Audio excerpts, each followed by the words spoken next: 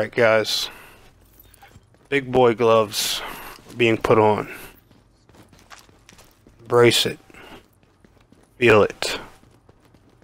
This is Tenek 127's review on Tom Clancy's The Division. Dun dun dun. Gamers and gamettes, what's up? Alright, so we're gonna get right into this.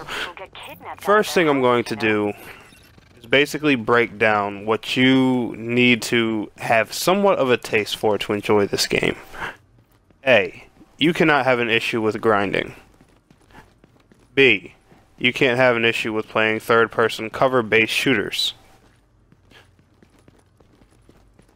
C, if everlasting content bothers you, then don't bother. And I'm just going to be honest about that. I kid you not, I don't know how many people I've ran into that can't stand MMOs because they never end, which I think is stupid. I mean, you pay $60 for an everlasting game. Don't complain when the whole world is out here complaining about a shortage of content every day. But people compare The Division to Destiny. That's somewhat correct to an extent. The grind is there, you know, it's a shooter, you know, that's open world based with other people, you know, it's an MMO shooter and stuff like that, but these are two completely different games. This is more so Ghost Recon or Army of Two as an MMO, and I'm gonna say Army of Two because of the aggro system alone. Like the aggro system of Army of Two actually works in this game. You know, getting the enemy's attention, you know, to keep them off your friends, giving your friends flanking routes, etc., etc., etc. But basically, here's what it is: The Division is a third-person MMO RPG shooter. It's more of an RPG than it is a shooter. You have your gear that breaks down the aspects of every piece of your performance. How much health you have, how much damage you do, how much your special abilities affect everything in the world around you, how you even fight with your team, your gear even takes part in that. Now, a few things that are odd about The Division is number one, you're going to notice that endgame gear, like most MMORPGs, doesn't have an effect on your character's look much. It's just knee pads, shoulder pads, your mask that you wear into the Dark Zone and stuff like that. What actually has an effect on your character's gear is basically your appearance gear, which is awesome, meaning your character can look like a complete badass from day one.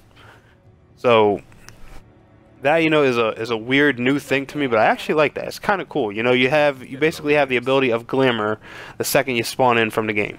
But what this game is basically is there's a storyline. The storyline is actually very deep if you go in, collect all the intel, do your lore research and stuff like that like you're supposed to. I'm not gonna lie, it's a little dry just in game if you run straight through everything. You're not going to understand it too well, but the world basically is on, you know, the brink of like Armageddon. Some guys release, you know, the smallpox virus, or an elevated version of the smallpox virus through some dollar bills on a Black Friday. The world's split into complete chaos. There's gang factions and stuff like that. These three factions rival each other, and you're basically, you know, a last resort agent, you know, called in to help come deal with the situation, and the other players all around the game world are too. You guys make up The Division together, which is the, you know, the cool part. This is more of an MMO for, you know, people who enjoy military shooters. Like, for example, honestly, to my opinion, a Call of Duty or a Battlefield fan should play this, because, you know, if you've, you know, let's say, you know, you're a big shooter guy, you can't get into stuff, you know, like World of Warcraft, you know, Final Fantasy 14, Neverwinter and stuff like that, because, you know, you like having your guns. Well, this is a World of Warcraft for, you know, those guys that like their guns. And that's how I view The Division.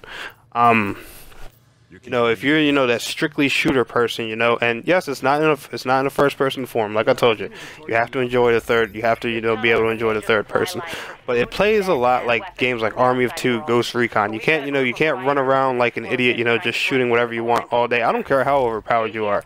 You can't do it. You have to chill back, take cover, use your abilities, play the game properly, or you're going to be upset. That's just That's just how it is. Now, the next part I want to talk about is end game. You know, how the game works and stuff like that. Grind through the story. You hit end game. Yes, there is an end game currency to grind gear. It is called Phoenix credits. Basically, you get Phoenix credits by doing daily missions, completing mini bosses throughout the world, from what I know, and participating in the Dark Zone. Now, speaking of the Dark Zone, before I get into details, I want to apologize for my last review because I treated the Dark Zone as if it was, you know, just an additional area for PvP with occasional NPCs in it, just to keep you busy for something to do while you're searching for PvP. That is not the case. The Dark Zone is its whole big area with a lot more to do than I ever expected. Like, the Dark Zone is almost like the game's campaign 2.0. There's missions and all kinds of crazy stuff to do in the Dark Zone.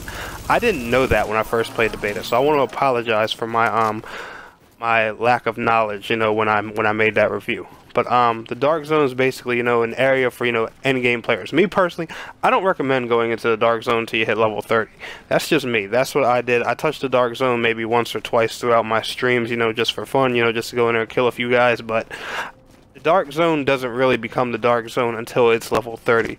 When you have big ass, badass, you know, enemies in there, you know, players that, you know, are really skilled, high level, talented, you know, and just crazy, where you truly have, you know, get the nitty gritty Dark Zone, sorry, I don't know why I said Dark Souls, Dark Zone experience, you know, to of, you know, actually fighting for your life and fighting for survival. Like the H1Z1 DayZ armor bullshit happens in the level 30 Dark Zone for the Division, and that's, you know, to my opinion, you know, where the game really, you know, starts to pick up and get crazy. Now in there, you know, you're gonna run into world bosses, other players that can be friendly or they can be enemies. You're always on your toes, you're always watching your back, and that's what makes the Division a unique experience, because I have never, ever, and I say ever, seen anything like the Dark Zone in any shooter, any game that I've ever played. Like, even you know, when I play Dark Souls, you know, dealing with things like invaders and stuff like that,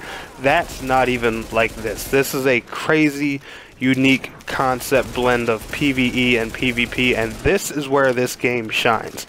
This is where, you know, this game gets its credibility right here, because I have never seen a game, you know, so heavily emphasized. And mind you, there's no PvP, you know, shooter modes in here. There's no team deathmatch. There's no domination.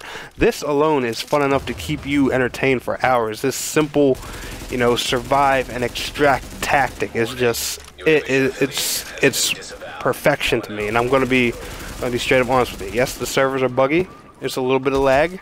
There's some bullshit that happens. The game is brand new, and it does, you know, need some work in there. It's gonna happen. You're gonna get shot, you know, in some weird angle every now and then. Some dude's gonna lag and moonwalk across your screen.